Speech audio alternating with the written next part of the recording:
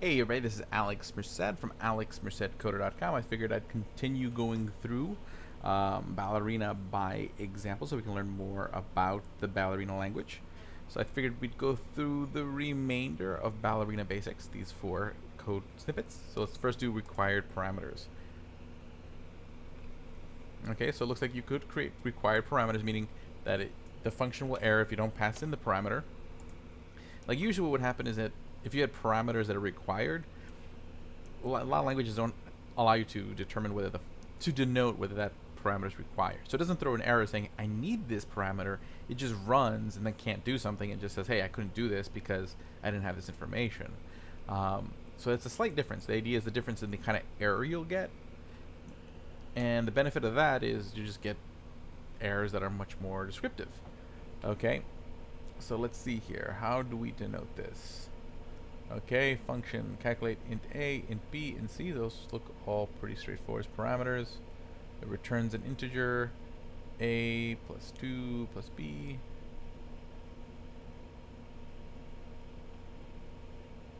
Okay. I don't see anything denoting it as required per se, but I do see that we can do named named parameters, which is nice. Which means this is something I've seen in Python and in Java, where you can actually refer to your parameters by name.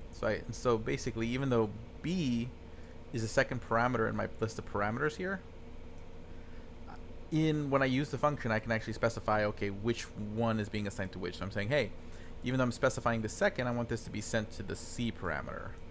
This is something you can't do in JavaScript. I'm not sure if you can do it in Ruby, but you can definitely do it in Python. You can definitely do it in Java. It's kind of a neat feature because it allows you to create functions that have parameters with certain names, and you don't really have to care about what order you put the parameters in. You can just let the user specify, I want this to be this, I want this to be this, which I kind of like. I mean, you can kind of get the same effect with just passing in an object in JavaScript. So a lot of functions you pass in like an object, but that's what I see here. I'm just trying to see. I don't see anything as far as making it required. So let me go back and read this real quick. Another function can have required parameters. Invoking a function with required parameters requires arguments to be specified for each and every required parameter. Okay, function to retrieve the integer arguments for required pass. Okay, are we just assuming that any parameter we specify in the function definition is required? Is that what's going on here? Notice we pass as named arguments. All arguments after the first named argument need to be passed by name. Named arguments do not have to be specified in the order in which their parameter print the result. Okay, so yeah, I guess that's the way I'm going to take this, that all parameters are required parameters. Okay, and again, we can specify them by name, which is really cool. I guess I should probably run that bit of code, although I don't think that. So essentially what this is going to do is print the result of calculating 5, 6, 7, and then this is the same thing, just again we did it out of order because we used named arguments. See, 38, 38. Okay, next, the default parameters. Okay, do we do it like we do it in other languages? Yes, we do. Okay, so just like most other languages that I am familiar with, you can create default parameters. Actually, let me go copy the code.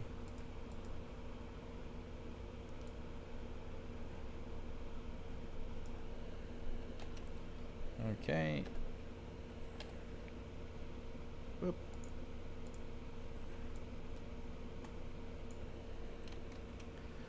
Okay, so print salary details, but see, you can just do an assignment in the list of your parameters, and that's treated as the default value, meaning if someone doesn't pass something else into the function, it's just going to assume these values.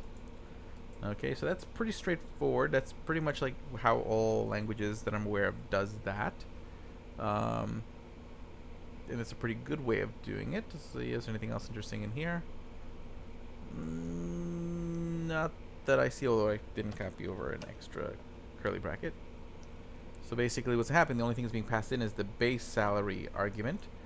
So it's automatically going to fall on the default for annual increment and bonus rate. So if I run the code,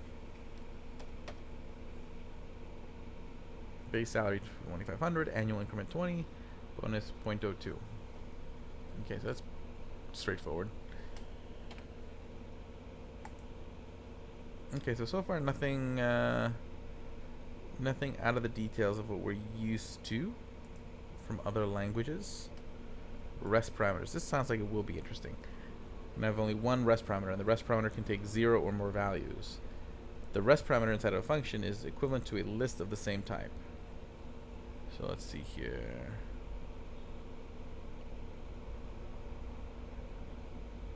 Other arguments also need to be passed as positional arguments.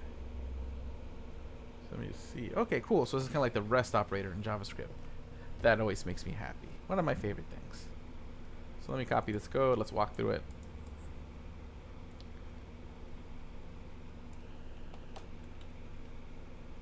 Okay, let's see here. Here's the code. And let's paste that over. So bring in the IO library, function, print details. Taking in a string that's a name, an integer of 18 with a default age of 18. And then basically you can pass in as many strings, which will be modules. Okay, I'm assuming these are like class modules that they're taking. Yep. Okay, so basically what happens here is that, say we pass in the name, that's the first argument.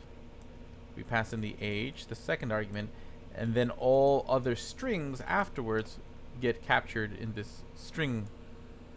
So it has to be the same type. So it's not like JavaScript where you can just do the rest operator and it just captures all values. They all have to be the same type of value. But you can capture all the strings and then just use them. So you see here, if I run this code, so we see that Diana has math and physics because see it printed out all the stuff in her modules. Okay, and see it's printing out all the modules. Okay, and the cool thing is you can use the spread operator in here to say, hey, do all the things. Okay, so the spread operator works like in JavaScript where it breaks down the collection, which is nice. So that's a takeaway. Okay, so we can use the spread operator. We can use the spread operator as a parameter in parameters like in JavaScript. The only difference is that, again, typing, so it has to be all of the same type. So that's a thing to consider. Okay, and just a prelude to later, now we see that arrays do have a length property, which is actually a method, so it has to be invoked. Okay, so unlike JavaScript, it's not just a property. In this case, it's a length method that's on the array or list or whatever they'll call them later. Anything else I see that's interesting here? Okay, oh, hey, if works the same way we've always seen if, so that's pretty good. And again, I'm not teaching this series assuming this is your first programming language. I'm assuming you've learned one or two programming languages before watching this series. So I'm really just looking for all the novel things in the code. Because after a while, once you learn a couple programming languages, it's really just kind of picking out the syntax for certain things. So here's the for each loop syntax. That's a takeaway. Okay, so for each. Okay, was module declared before this? Oh, I see, because that's going to be the individual, and this is the collection. Okay, so it's a for each. So instead of in, got it. That's the syntax for a for loop, or for each loop. Okay, so that just loops over it. Cool. Okay, so that's pretty straightforward.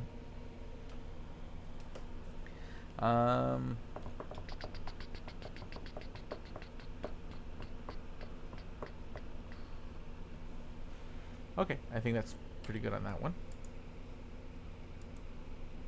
That one we learned some new things. Quoted identifiers. Let's see what this is. Let's copy this code. But so far, this language hasn't been too crazy, and I like some of the stuff I saw earlier when we were doing the Hello World example, as far as some of the network cool features it has. But the core language itself is pretty straightforward and pretty similar to languages you've learned before.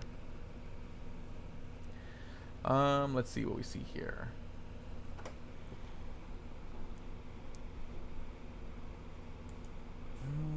Okay, so here's the quotation. So the function is called function with a quotation. It takes an int value, returns an integer plus 1. Now, what makes this special? Okay, so let's see here. for its quoted identifier, making it possible to use arbitrary non-empty strings as identifiers, including those that are not generally allowed as identifiers, reserved words. Quoted identifiers are defined by reference, prefixing the identifier with a character. Oh, okay, so it's just a way to use reserved words. So I can actually call a function, long as I use a quote in front of it. Okay, so it's just a way to create symbols that might conflict with reserved words. That's cool. Okay, so that goes for any kind of namespace. Name of a function, name of a variable. You just, I mean, you could also just avoid using the reserved word, but why not? Okay, that's neat. Okay, and those cover the remaining there. So I will move on. I'll see you guys in the next video.